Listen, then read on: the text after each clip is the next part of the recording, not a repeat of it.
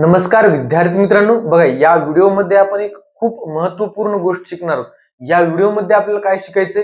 दिलेल्या अपूर्णांकाचं शेकडेवारीमध्ये म्हणजेच टक्क्यामध्ये रूपांतर कसं करायचं आणि त्याच्या उलट जर टक्के दिले असतील तर त्याचं अपूर्णांकामध्ये रूपांतर कसं करायचं एकदम सोप्या पद्धतीने आपण समजून घेऊ.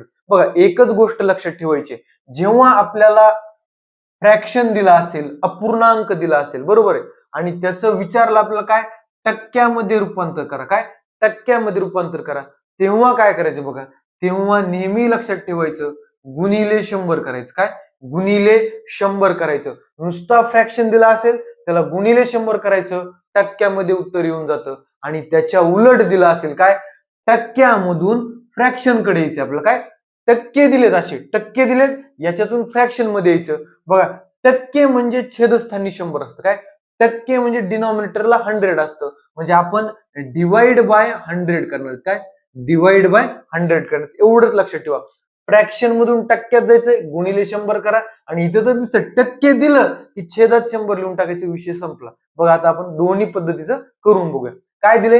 अपूर्णांकाचे शेकडेवारीत रूपांतर करा, म्हणजे एफ पासून आपल्याला पर्सेंटेज मध्ये जायचं. बघा काय दिलं 3/4 गुणिले 100 करा. बघा गुणिले 100 केलं, काही कटत असेल तर काटायचं. बघा चला 4 न 100 कटतं. बघा 4 1 4, 4 2 8, उरले 2, 4 25, किती आलं 25, गुणिले 3 आहे का आहे, म्हणजे 25 3 किती 75, आणि शेवटी चिन्ह द्या टक्क्याचं, कारण आपण अपूर्णांकाचं रूपांतर टक्क्यामध्ये शेकडेवारीमध्ये करत आहोत, म्हणजे शेवटी टक्क्याचं चिन्ह.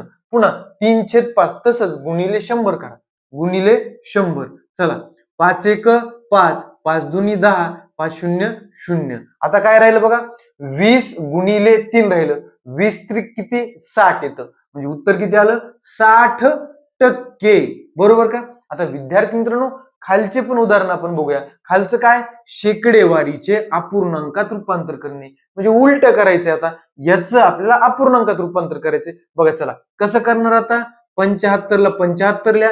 मी काय म्हणतोय टक्क्याचं अपूर्णांकामध्ये रूपांतर करताना भागिले 100 करायचं. ते लक्षात कसं ठेवायचं, टक्क्याचं चिन्ह दिसलं की भागाकारात 100 लिहायचे. भागाकारात 100 लिहिले आपण. आता ह्याची काटाकाटी करायची.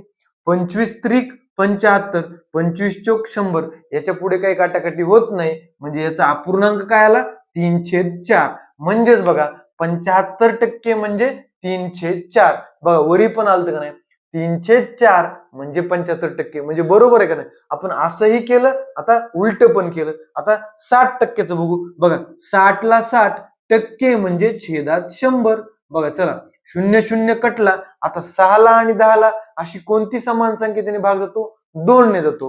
बेत्रिक 6, बेपंचे 10, याच्या पुढे आणखी भागाकार होऊ शकत नाही. काय आलं 3/5. बघा विद्यार्थी मित्रांनो 60% म्हणजे अपूर्णांकात 3/5. बघा 3/5 म्हणजे किती टक्के काढलं होतं 60%.